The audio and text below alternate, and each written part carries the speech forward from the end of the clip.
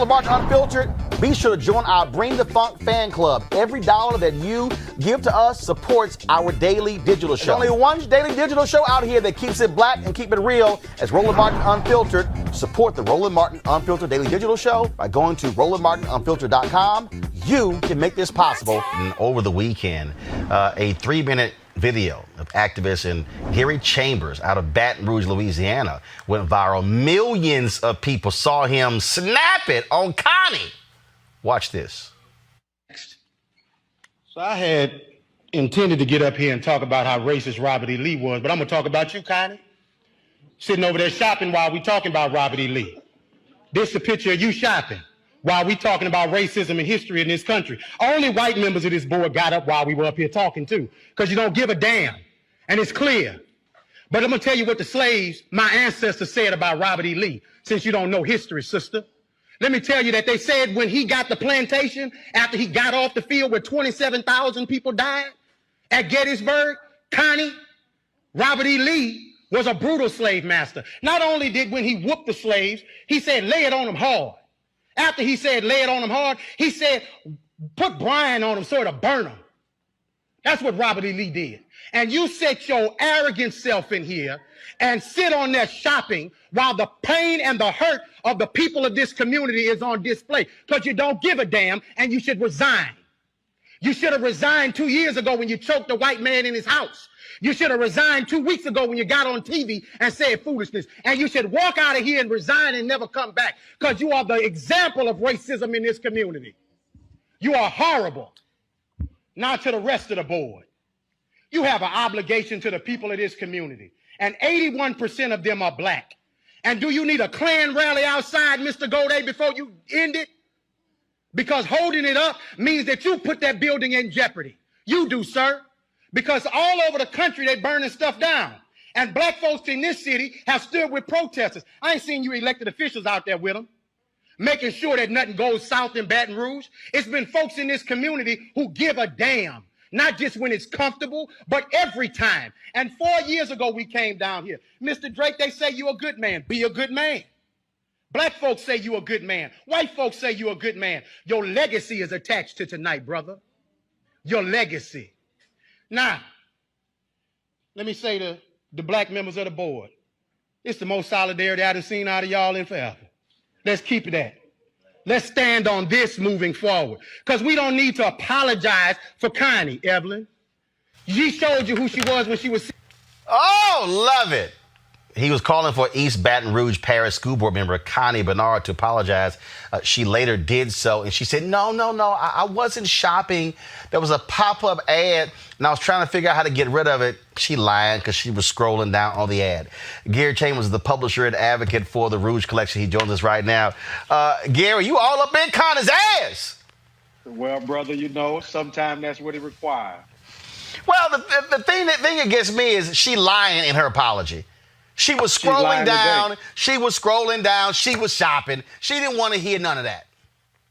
She's sitting next to a black woman, Evelyn Ware Jackson, who serves on the school board with her. And while Evelyn is expressing her sentiments about Robert E. Lee, Connie is sitting there scrolling and shopping. And for me, it really just pissed me off. And I just could not contain just letting them have the unadulterated truth. And what you guys saw is a reflection, in my opinion, of what we as black folks deal with when we deal with our government. That here black folks show up pleading our case about why we should do something to change something that is clearly systemic and structural. And we got a school board member who's just sitting there saying, the hell with what y'all doing. I'm going to just go shopping while y'all are pleading your hearts out to us, the government. You also made a point. You said that 81% area. How many white board members are on this school board, and how did that happen? So let's talk about that in a real way. So Baton Rouge first of all, we had the longest standing desegregation case in the country. That's number one. And the school district encountered white flight like never before in the 50s, 60s, 70s, whenever desegregation began to happen. Catholic schools and private schools started opening in Baton Rouge. And so white folks left the system and they never came back. And so now the school system is 81% black. The city of Baton Rouge is 56% black. We have parishes rather than counties. So our parish is 47 and 47, yet our school board is a 9-member board with 5 white Republicans and 4 black Democrats. Our city council, Roland, is 12 members. It is 7 white and 5 black in a city that is majority black. And so it's extreme gerrymandering. And so it's important that we take the census as black folks so that we can get more seats. But we have got to be pressing the gas on these people every day, because this is what builds an inequitable system. Well, you're absolutely right. And again, the fact that they are holding the power, and the reality is their children are not going to these school systems. And this is also, I mean, we saw the same thing in Ferguson. They just got their first black mayor. This is a 67% black city. So this is our second black mayor. Mayor Sharon Weston Broome is our second black mayor. But we have watched inequities, whether it is DBEs, disadvantaged business enterprises. I started advocacy about 5 years ago as a small business owner. I was watching how white-owned companies were getting 98 and 97% of the contracts in the city of Baton Rouge, and the Baton Rouge Area Chamber was in support of Baton Rouge being a thriving and growing place, and the chamber still being silent about Connie Bernard resigning, and that breeds a culture of division. It breeds a culture of inequity and a lack of progress. And if we are not, as you say, on their ass, right, then we will continue to have a foot up ours until we demand that they do something different. And it's about the money. That at the bottom line, it's about the money. I keep telling people, when Maynard Jackson, when he ran for mayor of Atlanta, African Americans were getting 0.0012% of all city contracts. And then the other day, I saw some Republican tweeted, "Oh, look at all of these black mayors you've had in Atlanta." I said, don't get confused. White folks in Atlanta still want to be able to control the money. And the only reason they have not been able to keep controlling the money because those black mayors used the power of that airport and said, nope, we're going to ensure we open these doors. And that's what this boils down to is. That is, they say, look, we might lose the demographic numbers, but if we control the money, we control the city, the school board, the state, the nation. And so, Roland, I did a video about a week ago where I was talking about, I don't believe that there are black meccas. I know that folks have advocated that Atlanta's a black mecca and D.C. was a black mecca at one point, because at the end of the day, those cities are municipalities that are still checked by their state government. And so a state like Louisiana, which is 34% black, a city like Baton Rouge, which is 56% black, when you look at a majority black city that still has a majority white council, or when you look at Atlanta, where voter suppression is still in operation because Kemp, the governor, was the Secretary of State, suppressed the vote, and then when he's governor, we've got black folks standing in line like that. As long as the checks and balances are above us and they have the power of the state legislature, we are still in a battle. And so we've got to be deliberate about all politics being local and not just voting in this presidential election where Donald Trump, Agent Orange, is doing his thing. We've got to focus in on the people where that federal money and that state money comes down to the local level. Yep. Our school board in Baton Rouge is a $425 million budget. Our city of Baton Rouge is a $900 million budget. The state of Louisiana is a $27 billion budget. And when you talk about those resources and 98, 95% of those monies going to white businesses, well, that explains why black folks don't have the same level of income as white families, because the companies that we own do not get fed into by our tax dollars. And the assault on us is that they are taxing us, right, without giving us equal representation. But this is also why, and when I did the State of Black America report in Indianapolis, this was October, and I said, if you were or are a public worker, stand up. Probably about 80% of the room stood up. And I tried to walk them through this thing. And I said, do y'all understand who actually controls Wall Street? And people looked at me like I was crazy. I said, this is who controls Wall Street, pension funds. Yes, sir. I said, pension funds are the ones who give billions of dollars to hedge funds. And I was on a call the other day on this exclusive app called Clubhouse, and a whole bunch of venture capitalists on there. And somebody asked me the question. They said, how do we change the VC world? I said, see, you focus on the wrong thing. You can't change the VC world unless you change the pension world. I said, because see, and then I said, where does the money come from in the pension world? It comes from the public workers. So really what has to happen, Gary, we've got to get these black folks who are public workers, who are retired teachers and police officers and firefighters and secretaries and janitors to say, you need to be mobilizing, saying, we're tired of all these white folks controlling the pension funds. We need to see black lawyers, black bondholders. I said, all of us, I said, if that level of people rise up, then you change the pension boards, then you change the Wall Street, then you change the venture capitalists. I said, it comes down to the money. Yes, sir. And it starts at the grassroots level is what you're talking about. It starts at the local level because that's where we have the rubber meets the road. And if we stand up and use our power, we can effectuate change all over this country. I think we see it happening. I think that there is, I would say it like this, Roland. We don't all wake up at the same time in the morning, and all black folks don't become woke at the same time. But I do believe that the things that are happening in this country are waking some of us up. Our young people that are showing up in the streets protesting consistently and agitating against the police. Well, the longer that a police officer stays on the clock, I know you may think he's getting paid overtime, but he can't go home to his family and sleep. And in a COVID environment where cities' budgets are stretched, you're going to stretch that city's budget even further. And so we've got to be deliberate in every area. And what your suggestion is, well, those that have retirement plans and pension funds, you do your part at your level. Maybe your level isn't getting in the streets, but it's getting on the phone with your public officials and saying enough is enough. Absolutely, absolutely. And now, first of all, you got to be shocked at how this thing has spread. I mean, I saw entertainers and others. I mean, like Morning Joe reached out to you, all the rest of these people. And see, here's my whole deal.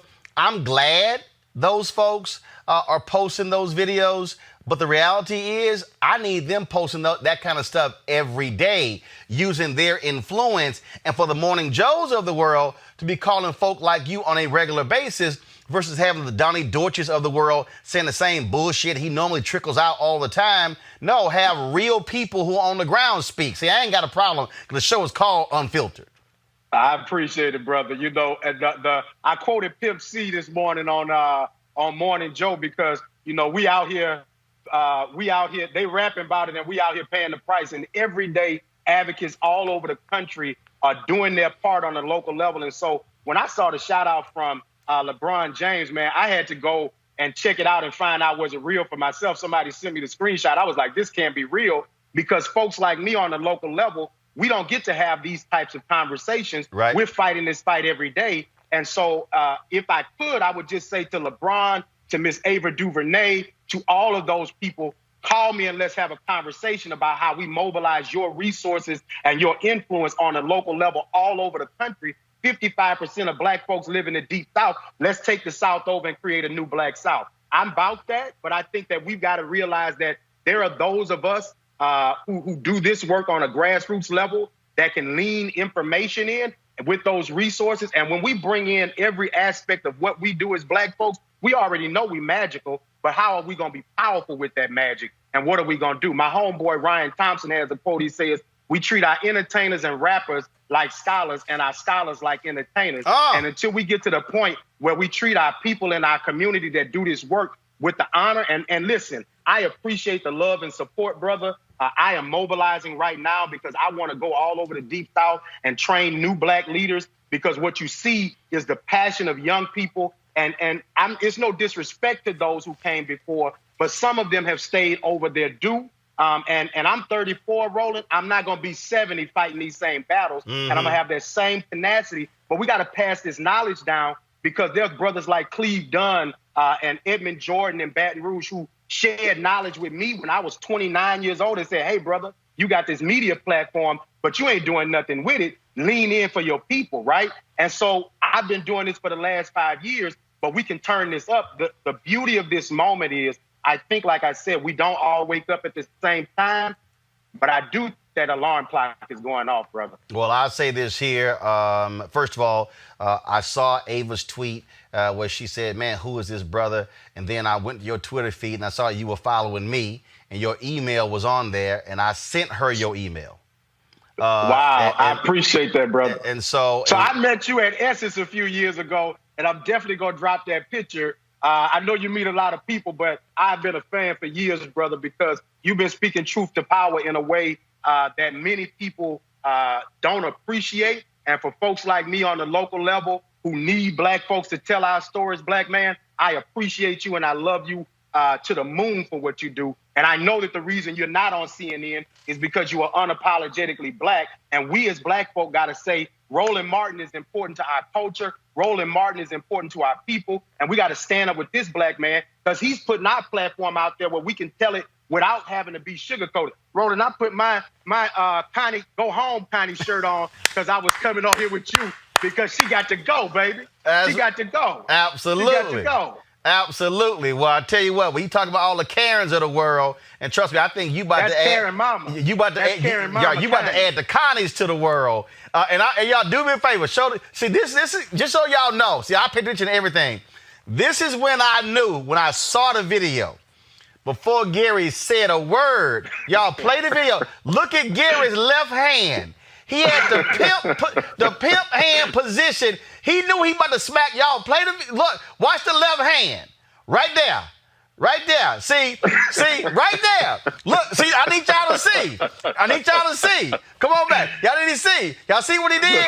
He put the hand. He put the hand out. Then he extended the hand like, now I'm about to smack the hell out of you right now. Because I got you. Oh, yeah. I got you. Absolutely. We're going to get the business clear. And Roland, let me say this, brother. We as black folk cannot continue to let these folks slide. We are voters. We are taxpayers. Every time you go to the store and spend $1, the government is taking some of your money. Your check, the government is taking some of your money. Your property, the government is taking your money. Even if you are a renter, come on. When you pay your taxes, the people who pay the property taxes, take your rent money to pay those property taxes. So I'll be damned if we ought to be quiet and we ought to stand in their face and agitate them. Roland, there were young black protesters in Baton Rouge that took a protest to the district attorney's house because he ain't doing nothing about the injustices. And I want to talk to you at another time about the Baton Rouge 3 because Trump's DOJ is attempting to overcharge 3 young black people who committed simple arson, and now they're being charged with, what is it called? Interference with interstate commerce by Brandon Freeman, the U.S. attorney for the Middle District of Louisiana. Okay. Well, I just had to get that in there fine. because it's important because they are attempting to overcharge these people. Well, we'll certainly have you back on, talk about that. And one of the reasons we created this platform, because there are a lot of activists like you who don't get called on national television unless a video picks up millions of followers. And so we've had many folks like you on for that very reason, to be able to bring light to sort of some of these issues. So we certainly will have you back, Gary Chambers. Thanks a lot. Thank you, brother. I appreciate you. Appreciate it. Do good and seek justice. Yes, sir. All right. Y'all know what time it is. No charcoal grills are allowed. I'm white. I got you, huh? Illegally selling water without a permit On my property. Whoa! Hey! Give me your right. You don't live here. I'm uncomfortable. So we ran up against another Karen Gregg in a convenience store. And let's just say, Reese, she got a little bold. She got a little loose with the language. And Erica, let's just say she met Layla Ali. I'm not here, Karen. My husband is right there with his black ass. I'm 20 Okay, I don't give a fuck. All I said was excuse me. The fuck? Watch your mouth. Watch your fucking mouth. I said excuse me. Okay, I said excuse me, and you gotta have a room with me. You gotta have a room with me. All I did was talk past you. That's your All I did damn was talk past you. You start talking about your black husband. I don't give a fuck about your black husband. excuse me. Just because you suck black dick don't mean you're not a racist. You can suck all of it. You can call me a nigga all you want to. Bitch, I'm not fucking ass in this store, bitch. Call me a nigga again. Call me a nigga again. Call me a nigga again. Say the word nigga, bitch. I'm the right one. Try it. That's what the fuck I thought. I said Watch your fucking mouth. excuse me. The wrong nigga. I'm the wrong nigga. I beat your ass in this motherfucking store.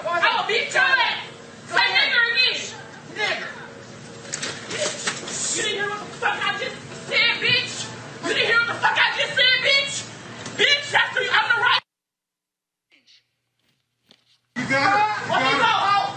Let me go. You better let me go. I'm gonna hit your ass again. You better let me go.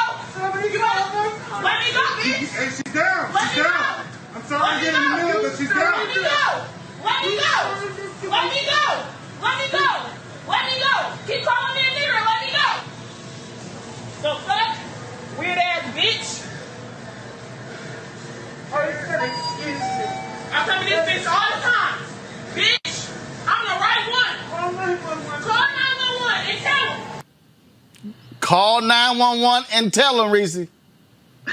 Well, and you notice she had the nerve to sit up there and say, all I said was, excuse me. No, bitch, you called her the N-word and she mollywopped you as she should. And to the bystander talking about, I hate to get in the middle of it, but she's down. So what? Knock her down some more. Because people need to learn. I'm tired of all these docile videos going viral where people let these white folks talk to them any old kind of way and everybody applauds them for how gracious they are and, oh, you were so poised and, oh, you just kept your composure. No, sometimes you need to knock some sense into some of these folks. And she got the sense knocked into her that day. Greg, we keep warning them.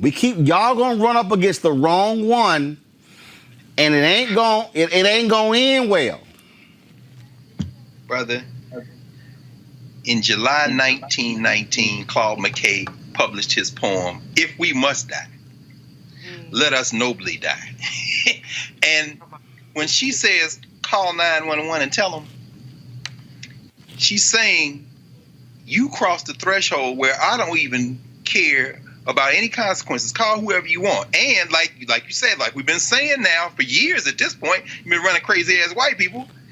She said the thing we always say, one day you're going to roll up on the right one. She said, I am the right one. Right. I mean, but there's so much going on in that video, brother. I mean, the ironies. Here, this white woman is with a mask on. Here, this sister is without a mask on. And you're looking at this, and so when she hits her, the whole thing is triggered by that white woman standing there, and you can see the wheels turning in her mind. Am I going to make a stand for my white nationalism and call this woman the N-word one more time? And when she finally decides to do it, she gets squared up and gets that two-piece, bang, bang. And like when the man says, she's down, that sister right there has not only put herself in danger, but I'll end with this. Like Claude McKay, when he wrote If We Must Die, it was during the Red Summer, brother. The big conflagration that happened in Chicago that summer, the race war that took place in Chicago, it is attested that they were throwing rocks at a black kid trying to swim in the river in Lake Michigan, and they start throwing rocks at him, and next thing you know, everything sets off. It might be a fist fight like that that sends this country up in flames, brother. That's how close we are. Absolutely. So y'all better back up. All right, folks, back to our Roland Martin Unfiltered video in just one moment.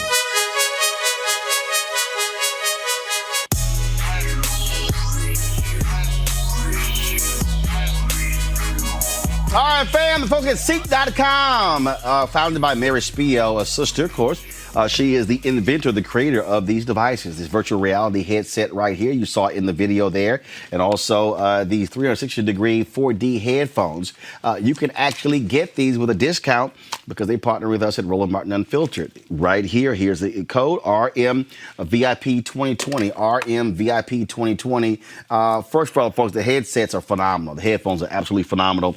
And of course, the VR headset is great because you just pop your phone, put it into the device, and you can actually see video in virtual reality. So it's real cool. Go to Seek.com, Seek.com, CEEK.com, and use the promo code RMVIP2020. You want to support Roland Martin Unfiltered? Be sure to join our Bring the Funk fan club. Every dollar that you give to us supports our daily digital show. There's only one daily digital show out here that keeps it black and keep it real. As Roland Martin Unfiltered. Support the Roland Martin Unfiltered daily digital show by going to RolandMartinUnfiltered.com. You can make this possible. All right, y'all. Y'all know what time it is. No charcoal grills are allowed. I'm white. I got you, huh? Illegally selling water without a permit On my property. Whoa! Hey! You don't live here. I'm uncomfortable. All right, y'all. I'm going to start first off with this guy. Y'all, he has a different dress code for black children and white children. Y'all, watch this video. The gentleman's already explained it to you. Okay, tell it to me again. You telling me we cannot eat here? So unfortunately, we do have a dress code.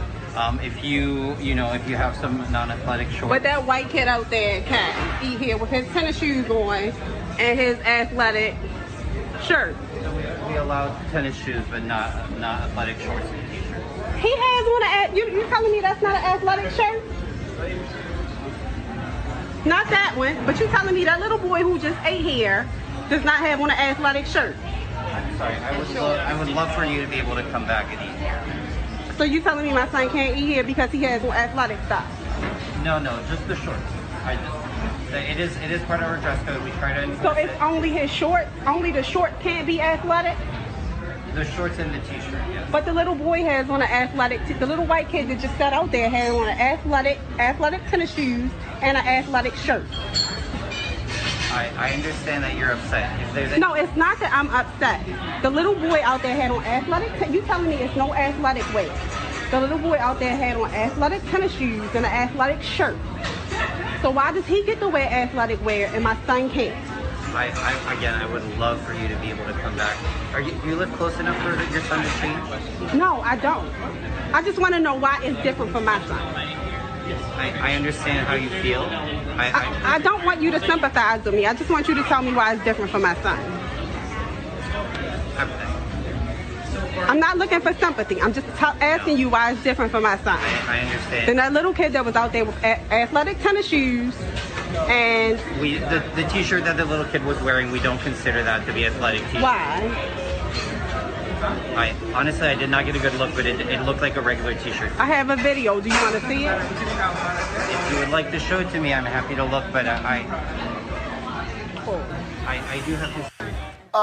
Brittany, this was a restaurant in Baltimore owned by the Atlas Restaurant Group. They released this statement. Today we learned of an incredibly disturbing incident that occurred over the weekend at one of our restaurants in Baltimore, Ouzo Bay. The video made public earlier today was by a very concerned mother after she and her young son were denied seating dining service at the restaurant due to the son not meeting the dress code requirements. The video clearly shows the woman's son, an African-American young person, wearing athletic shorts and an Air Jordan shirt.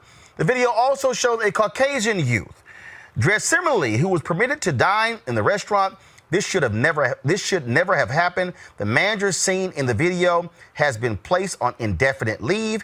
We are sickened by this incident. We sincerely apologize to Marsha Grant, her son, and everyone impacted by this painful incident. They go on and on and on. Explaining this, they said we've taken the time to gather the facts and repeatedly reviewed the video and interview employees.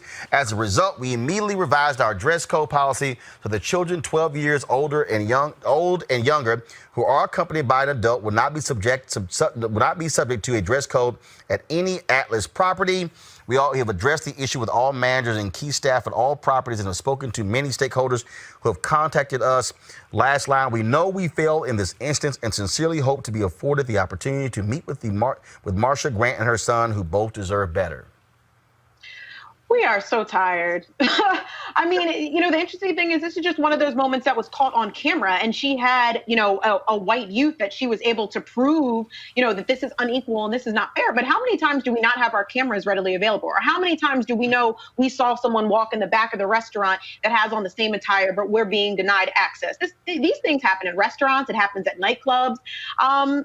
I'm in no way surprised. Business as usual, dining while black. We can make a little acronym for that because we know our experiences are different wherever we go. And that's just the reality of us having black skin living in a racist, white supremacist country. I'm glad that they made a public statement. But again, what would have happened if she wouldn't have been able to record it? And again, what you're dealing with here is like, you know I can see him.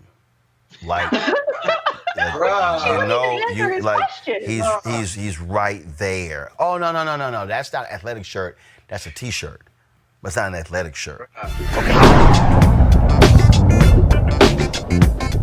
You want to support Roland Unfiltered? Be sure to join our Bring the Funk fan club. Every dollar that you give to us supports our daily digital show. There's only one daily digital show out here that keeps it black and keep it real. As Roland Martin Unfiltered. Support the Roland Martin Unfiltered Daily Digital Show by going to RolandMartinUnfiltered.com.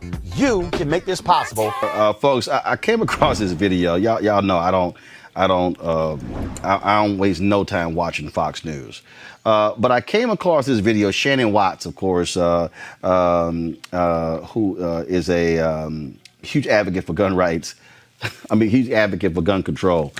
My Lord. Okay, Mom's Demand. Y'all, I'm sorry, y'all. She posted this video.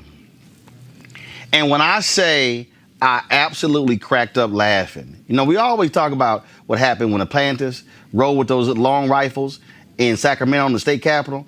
Them white folks moved real quick to ban those guns in the state capitol. This was an interview that she did with Ed Henry, Kelly Loeffler, of course, United States Senator from Georgia. Y'all, this is just hilarious. Watch. Not every day you see people carrying long guns in big cities in America. What is happening on the streets of Atlanta this morning? Well, Ed, this is totally unacceptable. We cannot allow mob rule. We're a nation of the rule of law, and this is exactly what will happen if we defund the police. And that's exactly what the Democrats want to do. They have a move to defund, to dismantle law enforcement. I have stood strong with law enforcement from day one. I've recently introduced legislation that penalizes states and municipalities that move to defund without a budgetary reason by withholding federal highway safety transportation funds.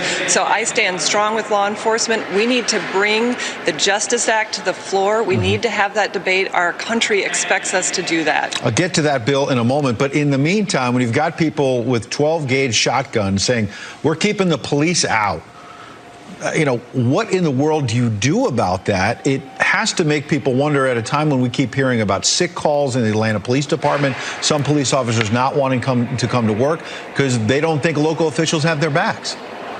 Well, this is exactly what I've been warning about with the defund the police movement. It hurts all communities. It hurts everyone in our country when we don't have law and order, when we have mob rule. This is the vision that the Democrats have for our country. It's a great example of why we need to move this bill to the floor, why we need to stand strong with strengthening law enforcement, to rooting out bad apples. Everyone wants that. We all agree. And this can't be politicized. We've got to protect our citizens. Well, on your last point there, we thought there was agreement potentially on police reform after these tragic deaths in Atlanta, Minneapolis, other places. Obviously, Democrats have been saying we need to pass this police reform bill. Now yourself, Tim Scott, and other Republicans have put their plan out. I don't recall Kelly Loeffler, Reese, saying yet when white folks in Michigan and Wisconsin and Georgia and Texas were parading around with their guns at the state capitol, when they were inside of the Michigan state capitol, blocking folks from getting to the governor's office. And in the police officers' faces, shouting them down. They were armed. None of them got shot. None of them even got roughed up. And so Republicans are exposing themselves for the hypocrites that they are. Yeah, those black folks with them big-ass guns look very scary to these white Republicans. They look very scary to these white nationalists, that their mob rule is being threatened because they do not want to see black people rise up and exercise their constitutional rights to bear arms. And so, yeah, they can have these folks that are just simply standing there. They're not committing any crimes. They're exercising their constitutional rights, which the Republicans are supposedly for. That looks scary to them. Well, that looks a lot more reassuring to me than all those white folks on the armed in these capitals talking about don't wear a mask and we need to end the quarantine. And here we go, Erica. This is the video in Michigan. Look, we got fatigues. My man got his gun and I didn't hear Kelly and Fox News saying mob rule. No, because those are the same listeners of Fox News. And it's so interesting to hear Kelly Loeffler talk about law and order. She is the richest person in Congress. And this is the same person whose investigation around insider trading was politely folded up by the Department of Justice. So where was the law and order around her insider trading when she got that Senate coronavirus briefing and then magically sold a lot of stock? So what we're hearing is more of the same, of Republicans talking in sound bites, talking about really when Black people stand in their power, how that then threatens white rule. And I'm glad. I cannot wait to continue to see more Black people stand in their power, more Black folks make sure that they are going to get weapons training if they've not gotten weapons training. Stand in your political power, because as you saw in the video that you just showed, white people continue to do that. They spit, they share their droplets, and you see law enforcement does not engage them in the same way that they do with Black folks. So really, Kelly Loeffler, and really glad that that seat that she was appointed to is definitely one that's a hotly contested seat in Georgia, somebody who is deserving, who is not just someone who happens to be married to the president of the New York Stock Exchange, just has that kind of like, wealth ability to be able to assume the seat, but someone who actually is for the people, that would carry the message for the people to the halls of the Senate. Greg, oh my God, look at those Black people with those big guns. Well, look at these white people in Michigan with the big guns. What about iPad? Look at that, Greg. I mean, goodness. I'm sorry. Look like the white folks in Michigan had ordered from the same big gun place as the Black folks, but no. When the Negroes go get big guns, we got to pass some laws. Well, brother, the anchor there, Ed Henry, had the fear in his voice that remember when Robert Williams told the story about how in North Carolina, when the white boys showed up with their guns, and then Robert and Mabel Williams and all them had their guns, that they made them so nervous that the white police dropped their guns out of fear. That story, by the way, is in this book right here, Negroes with Guns. This is the book, 1962. Robert Williams says, "Why do I speak to you from exile?" Because he was in Cuba, he and Mabel Williams. "Because a Negro community in the South took up guns in self-defense against racist violence and used them. I am held responsible for this action, that for the first time in history, American Negroes have armed themselves as a group to defend their homes, their wives, their children in a situation where law and order had broken down and the authorities could not or would not force and protect American citizens." This is what Robert Williams said finally. "I accept this responsibility and I am proud of it." Hey, Fox News, come on, baby. If we must die, let us nobly die. But what did Robert Williams and them find out? When we pulled our guns out, them white boys got so scared they dropped their guns. And like Erica said, we're going to have to deal with Kelly Loeffler in a few months. You got a brother coming on in a minute that's going to whip her like she stole something. So, all right, folks, back to our Roland Mark Unfiltered video in just one moment.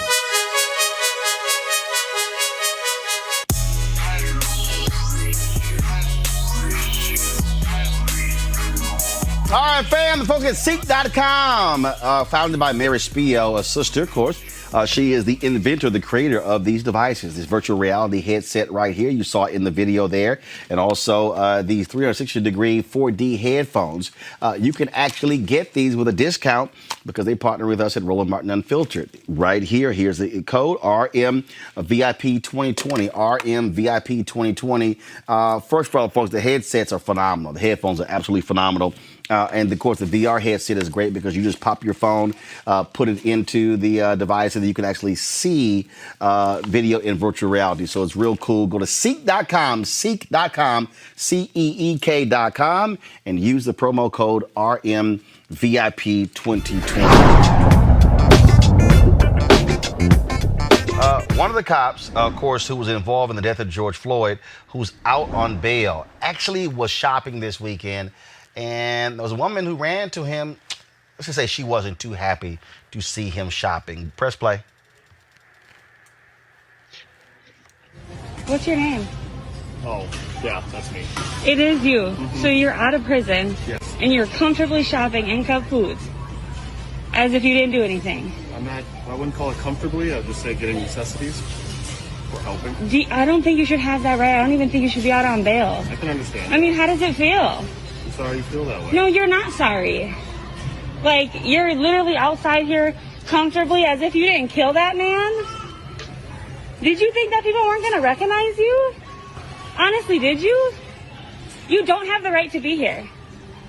You killed somebody in cold blood. You do not have the right to be here. I'll get my stuff paid for. No, we don't want you to get your stuff. We want you to be locked up. You're honestly in Cub Foods comfortably shopping out of prison. Like, do you feel any remorse for what you did?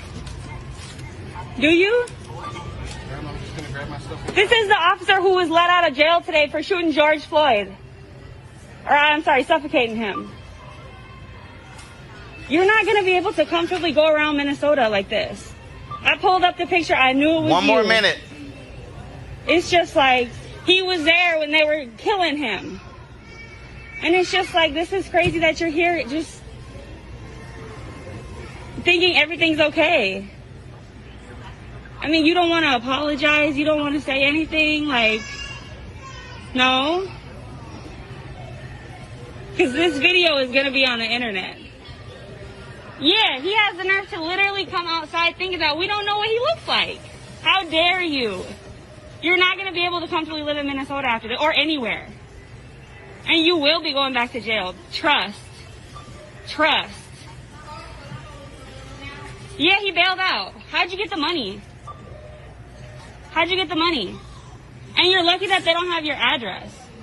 You're lucky that they don't have your address. Hi. This is one of the police officers that was involved in killing George Floyd. He was out on bail today, and he's over here comfortably shopping in Cub Foods as if. Avis, is she right? Is she wrong? Should she have shot that video and distributed it on the internet? I can understand the frustration. I'm sure that Mr. Floyd would like to be out getting his necessities too, but he can't because he's dead. And his family will never see him again. So he doesn't have those choices. And, I think she was angry. She was upset. And he's fine. He gonna go home tonight and eat those Oreos. Ain't nothing gonna bother him. I honestly, I can't muster up an ounce of sympathy for him. Eugene. Look, if we're gonna push for a fair justice system, part of that fair justice system is that we all play by the same rules. He was able to bond out. I would like to find out how he came up with whatever is required for the $1 million bond. I think most of folk will have a hard time coming up with either the 10% or the value for $1 million bond. But I think it's fine for her to shoot that video. I think at this point, he's a public figure or was a public servant. So either way, she's in the clear. And look, it should be uncomfortable for him. If he wanted comfortability, he should, protect and serve, and that protect life part of that protect and serve. So, I'm 100% okay with it. Mustafa. $100,000 to be able to get out of jail. And I was sitting here thinking about the tens of thousands of black and brown men, probably more than that, hundreds of thousands, who haven't been able to raise the funds, so they had to sit in jail. Sometimes when they weren't even guilty. So, when we think about it in that context, it becomes even more egregious. All right, folks, back to our Roland Mark Unfiltered video in just one moment.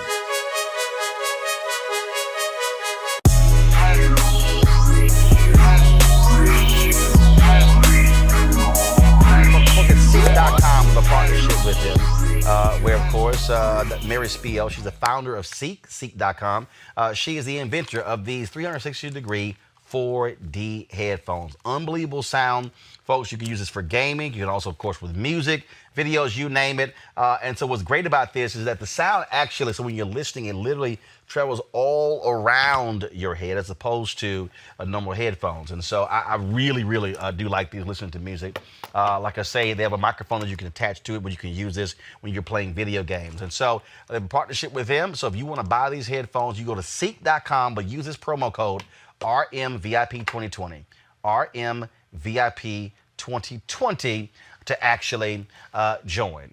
So please take advantage of that. Every single night, we've got some of the top black experts. You're not going to see them on cable news or broadcast news because you swear black people aren't experts when it comes to this health crisis. That's why we have this show and why we do what we do every day on Roland Martin Unfiltered. Joining us right now is retired General Russell Honore, the nation's first Black Surgeon General, Dr. Joycelyn Elders. John Hope Bryant, he's the founder of Operation Hope. Senator Kamala Harris of California, Dr. Cedrina Calder, retired General Lloyd Austin, Congresswoman Karen Bass, Commissioner Omari Hardick, Bureau President in Brooklyn, Eric Adams, Dr. Joseph Graves, America's Wealth Coach Deborah Owens, Dr. Corey Abear, Patel Salt, Howard University student, Pastor Jamal Bryant, Dr. Christy McDowell, Benja Ajilore, senior economist at the Center for American Progress, Gilda Daniels, again, author of the book, The Crisis of Voter Suppression in America. 4 stars, General Kip Ward. Dr. Oliver Brooks is president of the National Medical Association, president of the American Medical Association, Dr. Patrice Harris. Joby Benjamin, Dr. Alexia Gaffney, infectious disease specialist, Dr. Georges Benjamin, executive director of the American Public Health Association, Malcolm Nance, family medicine physician, Dr. Jen Caudle, Dr. Tashaka Cunningham, a molecular biologist, Kat Stafford. She's a national race and ethnicity reporter for the Associated Press. Dr. Wayne A.R. Frederick, who is the president of Howard University, Congresswoman Yvette Clarke from the state of New York, William Spriggs, AFL-CIO economist, Andrea James, executive director of the National Council for Incarcerated and Formerly Incarcerated Women and Girls. All right, let's go to Capitol Hill. Congressman Gregory Meeks, Congresswoman Eddie Bernice Johnson of Texas, Congresswoman Barbara Lee, Minnesota Senator Amy Klobuchar, mental health clinician Jamie Singletary, Prince George's County State's Attorney Aisha Bradeboy, as well as Dylan Hayrie, ACLU Justice Division strategist. Dr. Cindy Duke, she's a virologist. Principal Steve Perry of Capitol Prep. Health and wellness specialist Dr. Yolandra Hancock. Desmond Meade, president of the Florida Rights Restoration Coalition. Cliff Albright, who is the co-founder of Black Voters Matter. Michael Harriet with The Root. Mina McWhorter, founder of Love by the Hand. Dr. Julianne Malveaux, economist, president, Emerita Bennett College. Coroner Michael Fowler is the mayor of Atlanta. Keisha Lance Bottoms, mental health therapist Suzette Clark. Justin Gibney, attorney and political strategist, and Bishop Vincent Matthews Jr. Dr. Suzette McKinney, CEO and executive director of the Illinois Medical District. Dr. Leon Madugal, president-elect of the National Medical Association. Jana Bailey, mayor of Moss Point, Mississippi. Mario King. We're going to keep driving this thing to make sure our people are fully aware, safe, protected from coronavirus. You getting the top medical experts, top business experts, top political experts, top religious experts, because that's why we do what we do. Unapologetically and unfiltered. Ain't nobody else in the black media space doing what we do. Watch Roland Martin Unfiltered daily at 6 p.m. Eastern on YouTube, Facebook, or Periscope, or go to RolandMartinUnfiltered.com. You want to support Roland Martin Unfiltered? Be sure to join our Bring the Funk fan club. Every dollar that you give to us supports our daily digital show. There's only one daily digital show out here that keeps it black and keep it real as Roland Martin Unfiltered. Support the Roland Martin Unfiltered daily digital show by going to RolandMartinUnfiltered.com. You can make this possible. Charcoal grills are allowed. I'm white. I got you, huh? Illegally selling water without a permit on my property. Whoa! Hey! You don't live here. I'm uncomfortable. All right, Amisha, I'll say this last one for you. This is probably one of the wildest Karens we've had to encounter. Karen, are you okay? I understand what happened. Can you explain to me calmly? No, because you're attacking me right now. I'm not attacking you. Ma'am, you flicked me off. You're ready to take it. Guys, this is her license plate number. She lives here. This is her address. No, this is not true. No. Karen, you flipped me off. No, you cut me off and flipped me off, and now you're playing the victim. Ma'am, would you like to calm down? Guys, she flipped me off. She literally flipped me off, and then she tried to come home. She's Karen. Karen, would you like to calm down and have a conversation? Why you? Am I attacking her? Ma'am, I'm not attacking you. You flipped me off, and you thought you could get away with it. You didn't think I would find you. I will talk to you if you will stop. She can apologize for calling me a nigger and flipping me off. I'm trying to talk to you.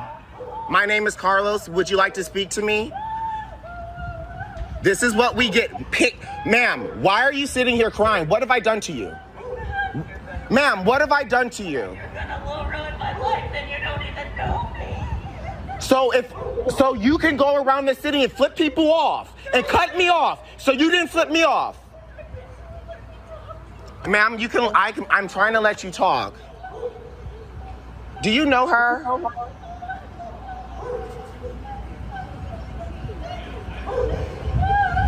You cannot sit. She literally flipped me off. She cut me off.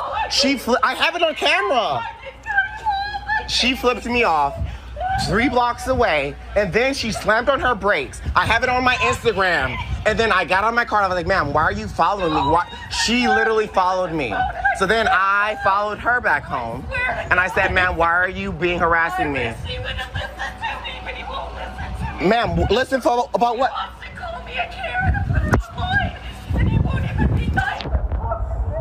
Can I speak to you?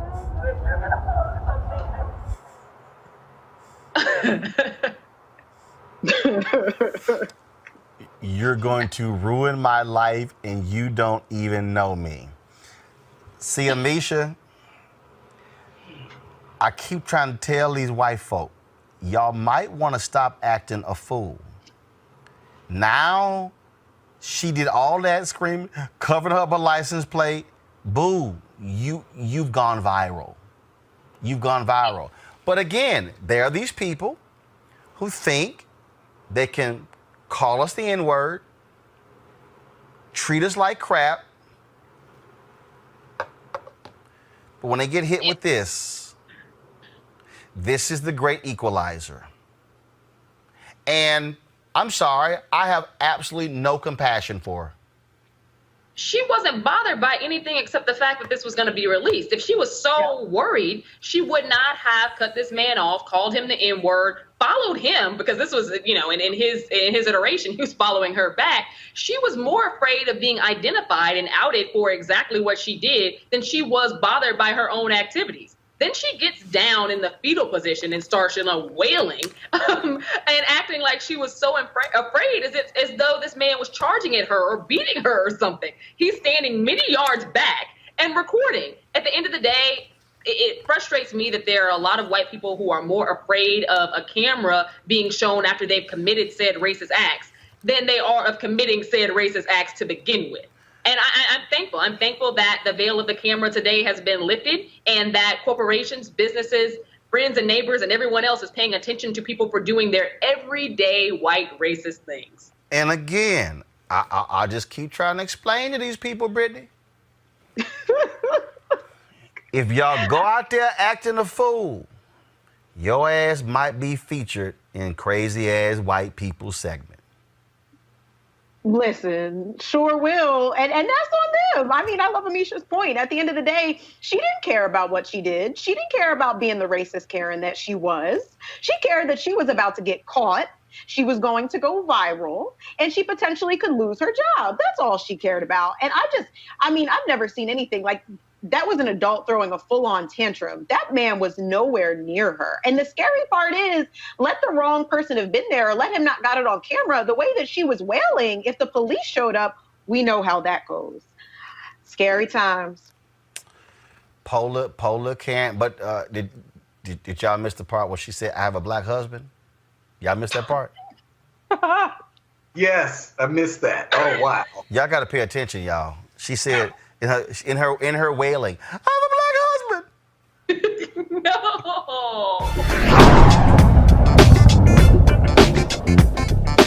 Now here's the deal. I told y'all I don't spend Fox News scared to call me.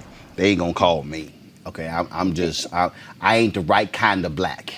But I saw this here, and I want y'all to listen. I want y'all to listen to what the white woman says. And then I want y'all to look at the picture while she's saying it. Check this out. Marie, the founder of BET is going to be on with me in the next hour on Outnumbered Overtime. And one of the points he makes is that, in a lot of ways, black people are being left out of this conversation. That as you sit there and there's the rioters and there's the debate about it and there's the violence, and you're not necessarily hearing from the people who it impacts what their thoughts are. And it's not coming through amid all of the violence and, the pictures on television and even the conversations that are happening on TV. What are your thoughts? Oh, okay. I want y'all. Hold up. Go back. Go back. Go to my iPad. 1, 2, 3, 4 white women, 1 black guy. Okay, I got. You know what? She got to play it again, y'all. Listen what she says. The founder of BET is going to be on with me in the next hour. Okay, you said he's going to FaceTime me. And one of the points he makes is that, in a lot of ways, black people are being left out of this conversation. That as you sit there and there's the rioters and there's the debate about it,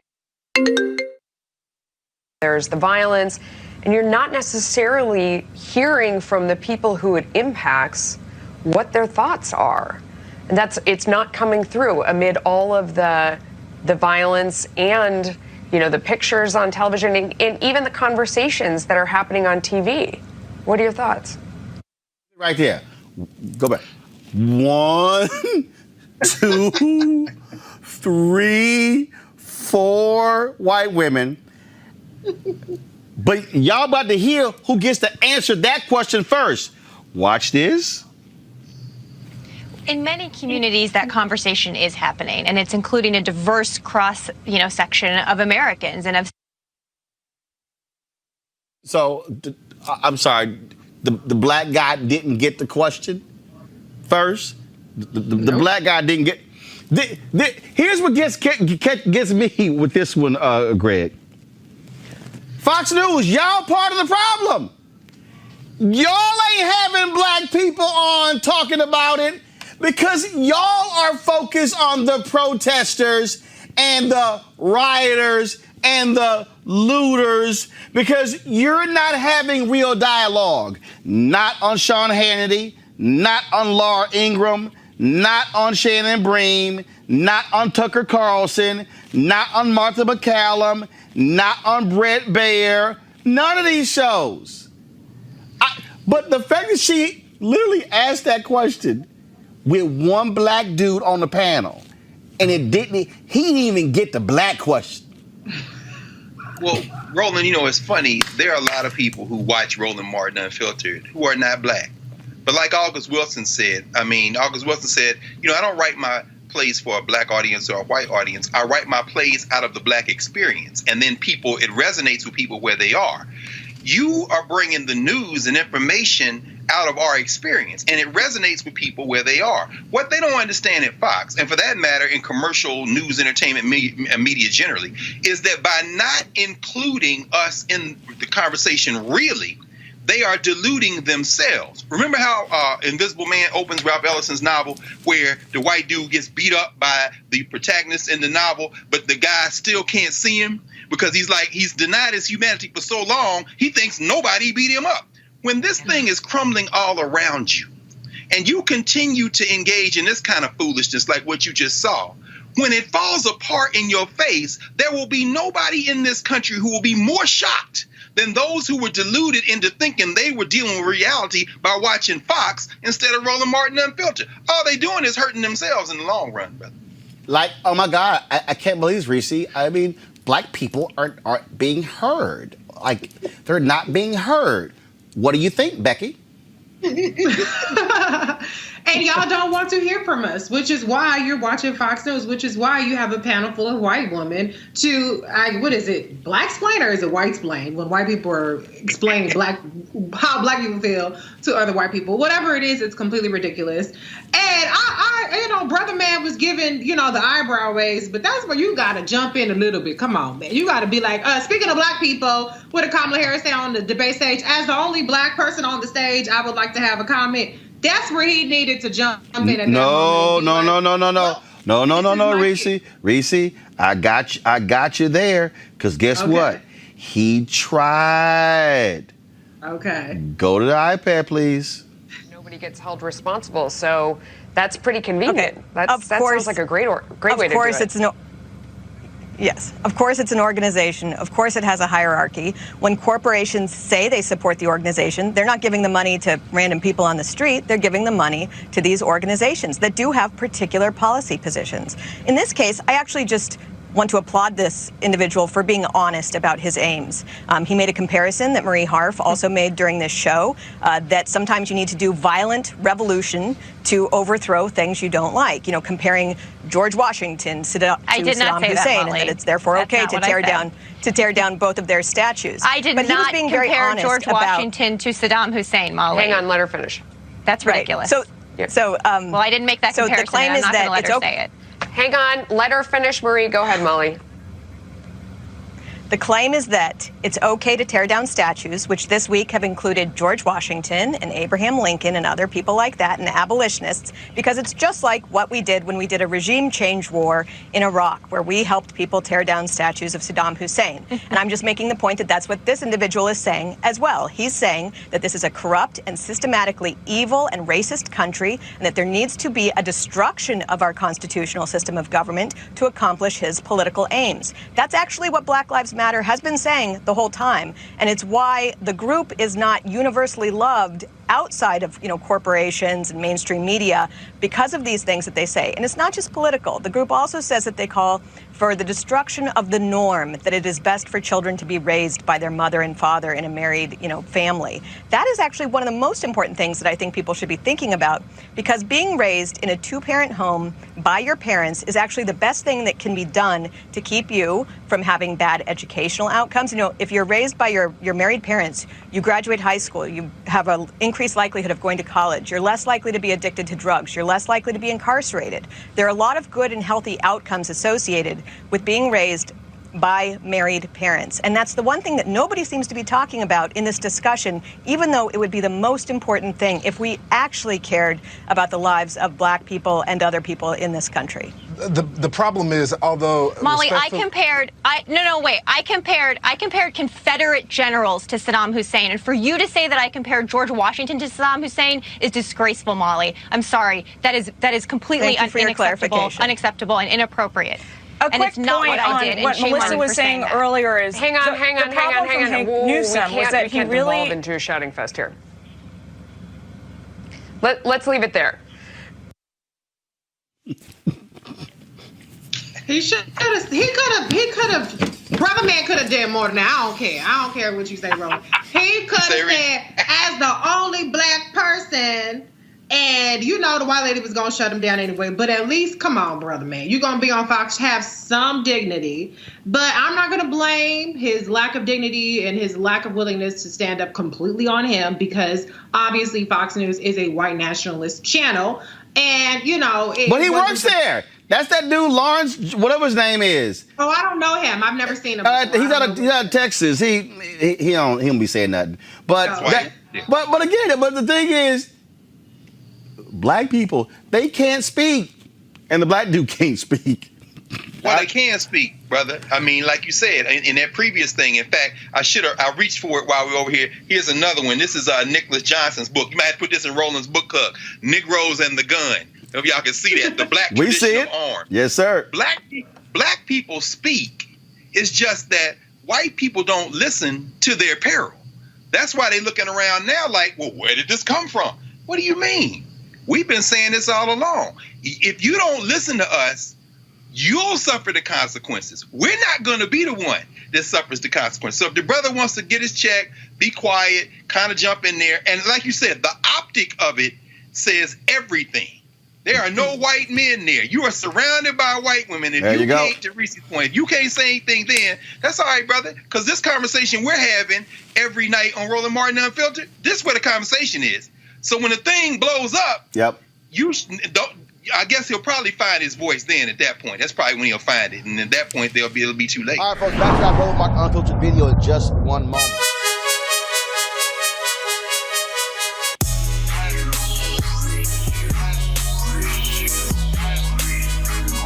All right, fam, the folks at Seek.com, founded by Mary Spio, a sister, of course, She is the inventor, the creator of these devices, this virtual reality headset right here. You saw it in the video there. And also the 360-degree 4D headphones.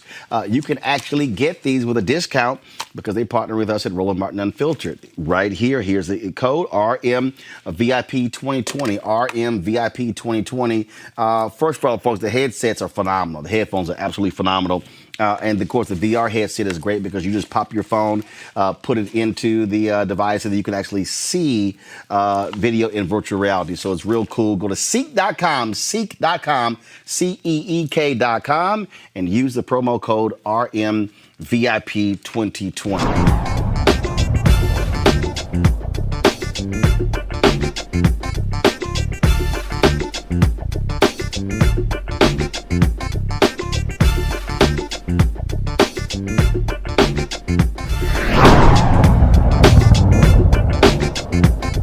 You want to support Roland Martin Unfiltered? Be sure to join our Bring the Funk fan club. Every dollar that you give to us supports our daily digital show. There's only one daily digital show out here that keeps it black and keep it real. As Roland Martin Unfiltered. Support the Roland Martin Unfiltered daily digital show by going to RolandMartinUnfiltered.com. You can make this possible. All right, folks. A number of online folks have been running these various ads targeting Donald Trump. Now, many of these organizations have been nailing him. One of those, of course, is Project Lincoln. They have been getting under Donald Trump's skin. Of course, he's really upset after this weekend when he had his so-called big rally in Tulsa, Oklahoma. 19,000-seat venue, but it was only a third field. And boy, his camp is blaming protesters for blocking the entrances. They even, of course, you even had these teenagers these K-pop folks who also got themselves a bunch of tickets to boost up the numbers and making them think they actually had 1 million requests. Boy, this has been pretty hilarious. And so Project Lincoln put together these videos. Watch this. They've been really ticking Donald Trump off. Before Donald Trump comes to Tulsa, remember what real leaders sound like. Now is the time to rise from the dark and desolate valley of segregation to the sunlit path of racial justice. Too often we honor swagger and bluster and the wielders of force. Too often we excuse those who are willing to build their own lives on the shattered dreams of other human beings. Now those who divide speak. And I say segregation now, segregation tomorrow, and segregation forever. I agree that looters ought to be shot, yes. On sight? On sight. The Negro and white citizen of this state are against the breakdown of law and order. You have to dominate the streets. Please don't be too nice. Very fine people on both sides. When you hear leaders speak, you know who they are, who they represent, and what kind of America they'll create. The Lincoln Project is responsible for the content of this advertising. Hey, Donald, your campaign manager told you 1 million fans wanted to come to your first big rally. Turnout in Tulsa? A dud. You've probably heard this before, but it was smaller than we expected. It sure wasn't as big as you promised. Honestly, we're not surprised. We've seen that you're shaky, can't keep your polls up, and it's getting worse. You talk a big game. The event in Oklahoma is unbelievable. The crowds are unbelievable. They haven't seen anything like it. And can't deliver. Sad, weak, low energy. Just like your presidency. Just like you. The Lincoln Project is responsible for the content of this advertising.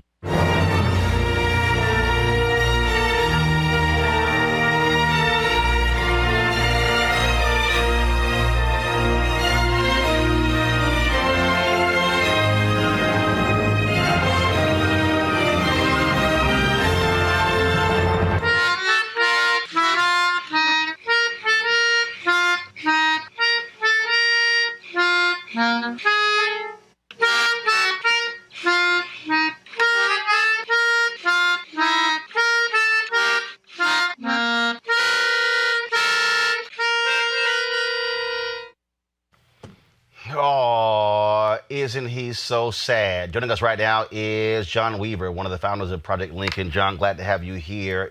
Project Lincoln, a group of longtime Republicans who have been embarrassed and ashamed at not just Donald Trump, but also the Republicans who allow him to do what he does. That's right. I mean, we're not just going after the president for all his conduct and behavior that you chronicled so well, but he wouldn't be this powerful party in so many sectors had he subjugated himself. Hold tight 1 second, John. Hold on 1 second. We're having a slight issue with your audio. So, folks, if y'all could go ahead and get that resolved and then let me know when it's fixed. Okay? Do we have the audio fixed? All right, just let me know when you have the audio fixed, and then we'll get that taken care of. I want to introduce my panel, Dr. Avis Jones-DeWeaver. She's a political analyst. Mustafa Santiago Ali, former senior advisor to the Environmental Justice EPA. Also Eugene Craig, CEO of the Eugene Craig Organization, and also a member of Project Lincoln. So let me know when we have John's audio fixed. Eugene, I want to start with you before I go back to John once we have that fixed. I mean, this has been driving Donald Trump crazy. He literally spent a lot of time at his rally trying to beat back a couple of the ads that they've dropped because they've been just hammering him. They're in his head. Eugene, your mic is probably muted. You got to unmute your mic. Talk about the residual multiplier of going at Donald Trump the way you have to go at him. What's been missing from the Hold on, same thing. Hold tight 1 second. Same thing. Lots of feedback on your system. Guys, get Eugene fixed. I want to go back to John Weaver. John Weaver, so folks, please get the audio straight for our panelists. John, back to you. You're making your comments. Go ahead. No, I mean, we're going to go right at Donald Trump every day until actually January 20th, when Vice President Biden is sworn in as president. But much of the problem we're facing in this country is that we have a Republican Senate that has subjugated themselves to Donald Trump, and they have enabled him and his worst instincts. And generally, all you hear from them are crickets, quite frankly. It's shameful behavior, and we're going to prosecute the case against them just as well. And I mean, look, this is a significant piece here because obviously he despises never Trumpers. But the reality is, John, there are a lot of Republicans who fell in line, who frankly have been drunk with power. And that's really what this has all been about. They'll complain privately about Donald Trump, but then go right ahead. I mean, even though John Bolton is running around with his book right now, I mean, the Donald Trump you see today, we knew in 2015. We knew in 2011 when he was a birther. But Bolton wanted to work for him. Look, I get Senator Mitt Romney all of a sudden trying to, make the case and complaining about Trump. But Mitt Romney actually interviewed and wanted to be his Secretary of State. And so where I come from, if you know who a person is, you don't want to associate with them at all.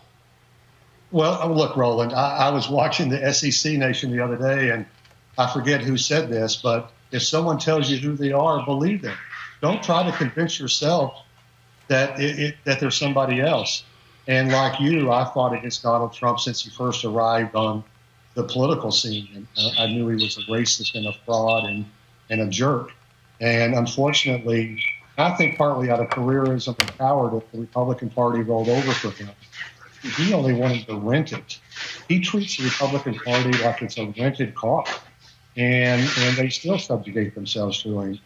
But from our viewpoint, because it is our party that has rolled out the carpet for him and allowed him to roam the countryside like a zombie from Night of the Living Dead, we have an obligation to fight back, and not just against him, but against the people who allowed this to happen. Well, especially when you look at Senator Lindsey Graham, who had all these things to say about Donald Trump when he was running, and now all of a sudden, he's just fabulous and he's wonderful. And then you have, of course, Mitch McConnell. All he cares about are confirming judges, and he'll do whatever. And then what happened to the Freedom Caucus, the so-called, fiscal conservatives? They've said nothing about the exploding debt that has happened as well. I mean, what he has done is he has simply just snatched the guts out of all of these people who were so-called principled, including what I call these fake conservative evangelicals who support this guy. Well, as you and I both know, and I think we've talked about it before, much of the evangelical movement is based on race. And I'm probably going to get in trouble for saying that, but that is indeed the case. And he didn't just take their courage or their spine. With a lot of these Republican office holders, I think he holds their testicles in a jar on their desk. I mean, what are they afraid of? Being tweeted at? What are they going to tell their children and their grandchildren during this time period what they did? It's remarkably shameful, and we're obviously angry about it, but we're trying to be focused and bring about a message that can attract enough Republicans and disaffected Republicans and independents to make sure that we don't have a close election in the fall. And y'all have been putting out a number of these ads, and so the goal is to raise more money, and also you're also targeting these ads to run in battleground states. Democrats only need 4 seats, a net gain of 4 seats to take over the United States Senate. Is that also part of the plan? It is part of the plan. I mean, we're focused on an ever-growing number of U.S. Senate seats. Roland, we've run ads, I think, in 6 or 7. We're going to be involved in 3 or 4 more, and consistently in a handful. And remember, Trump became president because of 77,000 votes spread over 3 big states. But now we have a multiple number of states that he carried against Secretary Clinton that Vice President Biden either has a significant lead in or is tied in. And so, but we're also looking up and down the ballot. In Texas, the Democrats are only 5 or 6 seats away from taking over the Texas House. And look, if we get rid of Trump this cycle, we still have the Tom Cottons and the Josh Hawleys and the Ron DeSantis and the Greg Abbotts to deal with. So, there'll be future episodes of, Night of the Living Dead searching for crazy MAGA zombies. We're not dead. We're not going to be through. All right. Well, look, we certainly have we look at those ads, have run a number of those, and it is good to see that there are Republicans who say, look, we're still Republicans, but we simply cannot stand and support this disgraceful person sitting in the Oval Office. Yeah, that's right, Roland. And look, there's a need for a center-right party in this country, but the first thing we got to do is burn the one down to the ground that doesn't care about the Constitution, the rule of law, or treating every American with the respect and love that each person in this country deserves. And until that happens, we're going to continue to fight. All right. John Weaver, Project Lincoln, we appreciate it. Thanks a lot. All right, gig 'em. Gig 'em. Let's go to Eugene Craig, who is, of course, a part of this. Eugene Craig, people should not underestimate this organization. Again, the ads that they're putting out can have an impact when it comes to appealing to those Republicans disaffected with Trump, but also independents. Yeah, and the thing is this, right? You got to swing at Trump in a way that gives the same energy that Trump sends out. And that's what Project Lincoln's doing. It's something that, the Republicans haven't done and something the Democrats haven't done. And it's a wide open lane that has to be occupied. And it's something that I'm really excited about. And I'll tell you this, it's something that there are a lot of black Republicans that aren't Trumpers, that have been around for a while. By for a while, I mean, they put their time into the party and they're looking up and they're seeing, hey, this is the party I subscribe to. And look, they have a home they can find here at Project Lincoln and probably another organization that may pop up. But the thing is this, you got to swing at Trump, and you got to swing at Trump. You got to swing at him hard. I love Michelle Obama, and I do think in most circumstances when they go low, you go high. But when it comes to Donald Trump, the only way to take him down is when he go low, you have to take him to the ground. Look, Avis, Eugene is absolutely right. Look, let's just be real clear. Republicans know how to do messaging. It goes all the way back to Reagan's right-hand man. They understand bumper sticker slogans. They understand those things. In fact, folks, we're going to have it in another. But guys, if y'all could get that Confederate ad ready from the Lincoln Project, it's a perfect example when they set it up: America or Trump. I mean, it's about messaging to an audience and framing it in a way that they actually understand, Avis. Mm-hmm.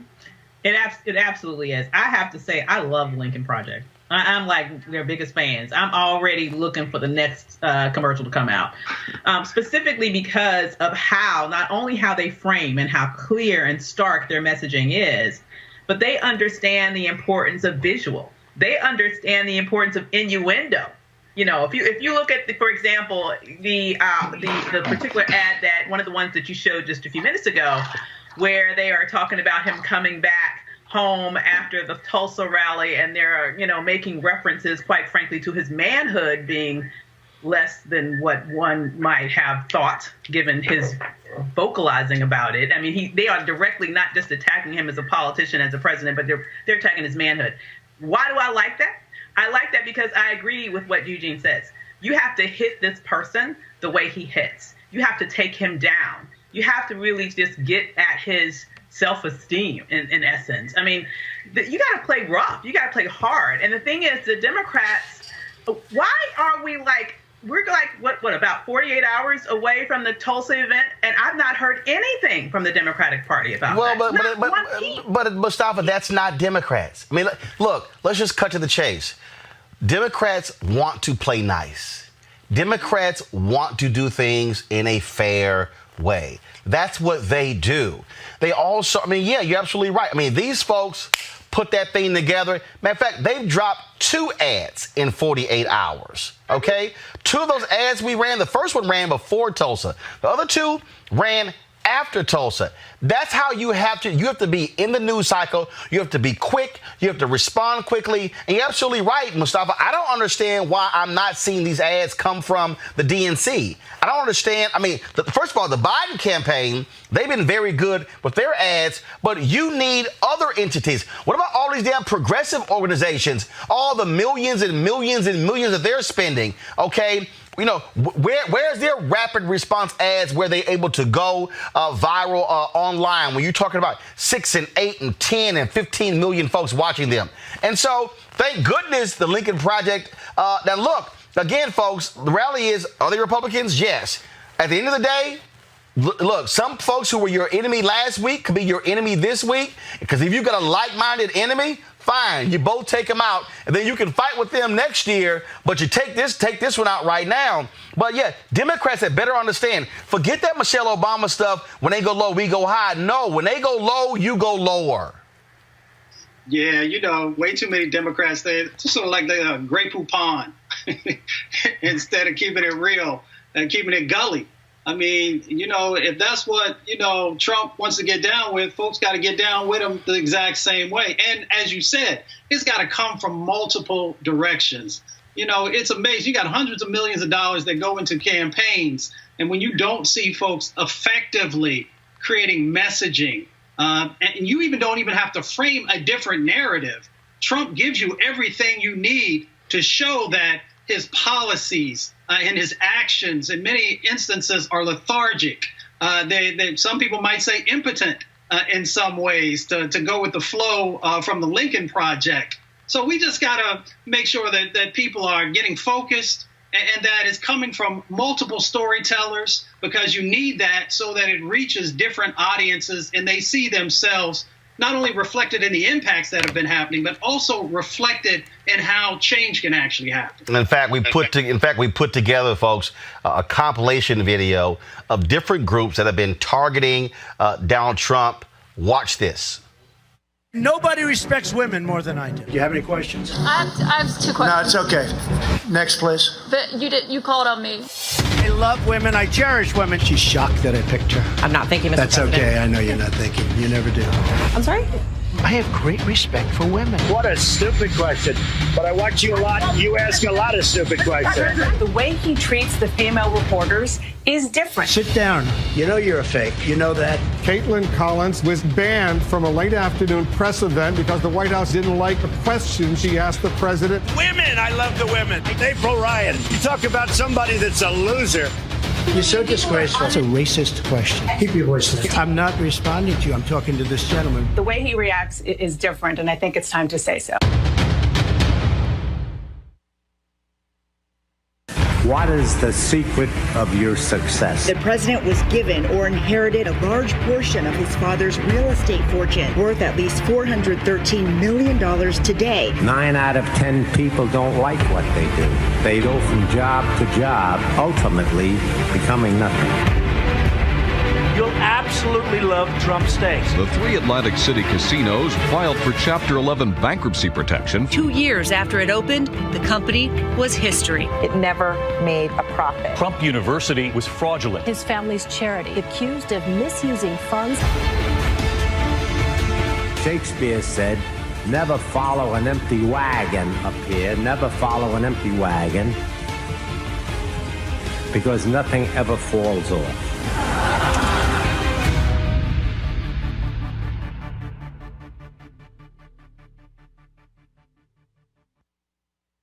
Donald Trump is playing pretend again, saying he's the one to take on China. They can't wait. They know who Donald Trump is. Weak, corrupt, ridiculed. China beats him every time. No matter what he says, China's got his number. Trump even begged Chinese leader Xi to help him win re-election, like a dog. Trade negotiations? China won. Trump's tariffs? They laughed as Trump hit American families with higher taxes. Trump's trade war? Farms and small businesses went bankrupt. China's military? Expanding without American leadership in the region. President Xi? Trump rolls over for China's president every time. Is it Ivanka's secret deals in China? Is it the $250 million debt Trump owed the Bank of China? It doesn't matter, because when it comes to Trump, China can't lose. The Lincoln Project is responsible for the content of this advertising. Now, the general says, "Sir, we can now leave the stage." I say, "Great, General, let's go. I'll follow you." And he goes like this, "Right here, sir." I said, "General, there's no way I can make it down that ramp without falling on my ass, General." So I said, "Is there like something else around?" "Sir, the ramp is ready to go." So now I have a choice. I can stay up there for another couple of hours and wait till I'm rescued. Or I can go down this really steep, really, it's an ice skating rink. It's brutal. So I said, "General, get ready, because I may grab you so fast." Now he's standing there, big, strong guy, and he's got these shoes, but they're loaded with rubber on the bottom. Because the first thing I did, I looked at his shoes. Then I looked at mine. Very, very slippery. So I end up saying, "Okay, General, let's go. I will only grab you if I need you." And the stage was higher than this one. And the ramp was probably 10 yards long. This was a steel ramp. It had no handrail. It was like an ice skating rink. Ladies and gentlemen, the Vice President of the United States.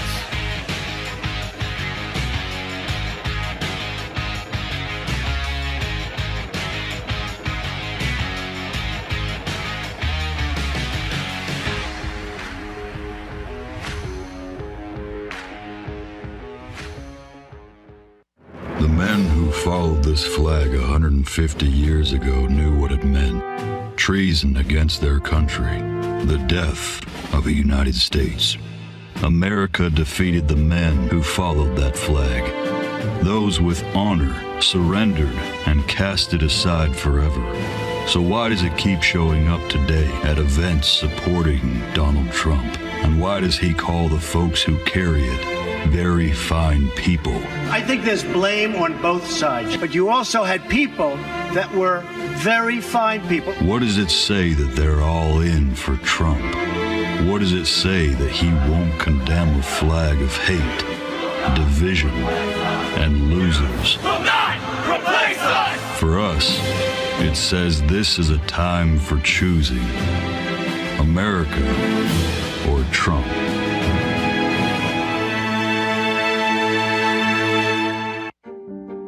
Is this who we are? Is this who we want to be? Is this who we want to pass on to our children and our grandchildren? Fear, anger, finger pointing? Or do we want to be the America we know we can be? The America we know in our hearts we could be and should be. You know, I've said from the outset of this election that we're in the battle for the soul of this nation. American history isn't a fairy tale with a guaranteed happy ending. The battle for the soul of this nation has been a constant push and pull for more than 240 years. In some of our darkest moments of despair, we've made some of our greatest progress. We stand together, finally as one America, we'll rise stronger than we were before. I'm Joe Biden, and I approve this message. Again, you might say those are petty ads, Eugene, but this is what you got to do to Trump. You got to sit here and you got to be petty with him because he's petty.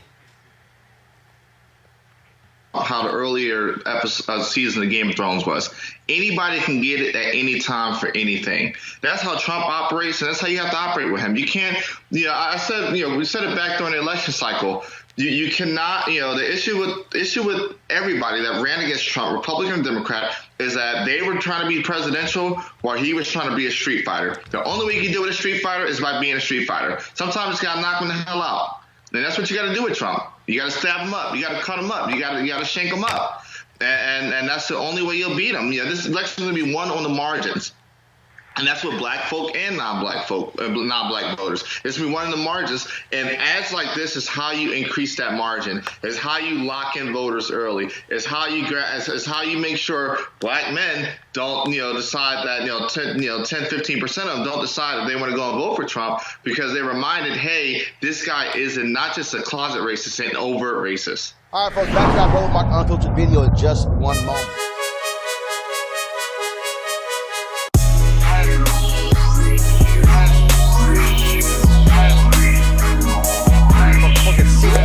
A partnership with them, where, of course, Mary Spiel, she's the founder of Seek.com. She is the inventor of these 360-degree 4D headphones. Unbelievable sound. Folks, you can use this for gaming. You can also, of course, with music, videos, you name it. And so what's great about this is that the sound actually, so when you're listening, it literally travels all around your head as opposed to normal headphones. And so I really, really do like these listening to music. Like I say, they have a microphone that you can attach to it, but you can use this when you're playing video games. And so they have a partnership with them. So if you want to buy these headphones, you go to Seek.com, but use this promo code RMVIP2020. RMVIP2020 to actually join. So please take advantage of that.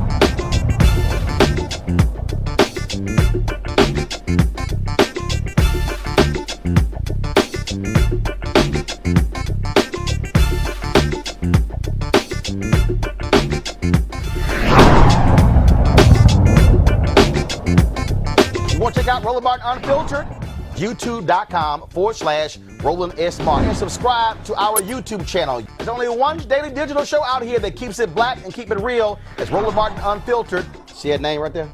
Roland Martin Unfiltered. Like, share, and subscribe to our YouTube channel. That's youtube.com/Roland S. Martin. And don't forget to turn on your notifications so when we go live, you'll know it. Hey everybody, this is Sherry Shepherd. You're watching Roland Martin Unfiltered, and while he's doing Unfiltered, I'm practicing the wobble. Yes, I am. Because Roland Martin's the one, he will do it backwards, he will do it on the side. He messes everybody up when he gets into the wobble, because he doesn't know how to do it, so he does it backwards. And it messes me up every single time. So I'm working on it. I got it. You got Roland Martin. Hi, my name is LaToya Luckett, and you're watching Roland Martin Unfiltered. What's going on, everybody? It's your boy Mac Wilds, and you are watching Roland Martin Unfiltered. What's up, y'all? It's Ryan Destiny, and you're watching Roland Martin Unfiltered. What up, Lana Well, and you are watching Roland Martin Unfiltered.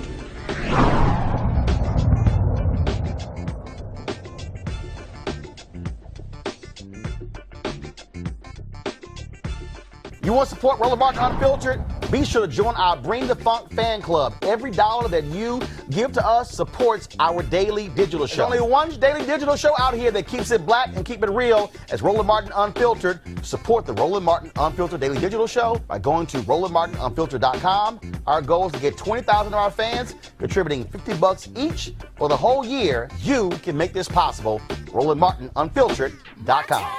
Hey fam, want to check out Roland Martin Unfiltered, the blackest show on all of digital, cable, and broadcast. Check out our audio podcast. There's only one daily digital show out here that keeps it black and keep it real. It's Roland Martin Unfiltered. Press play.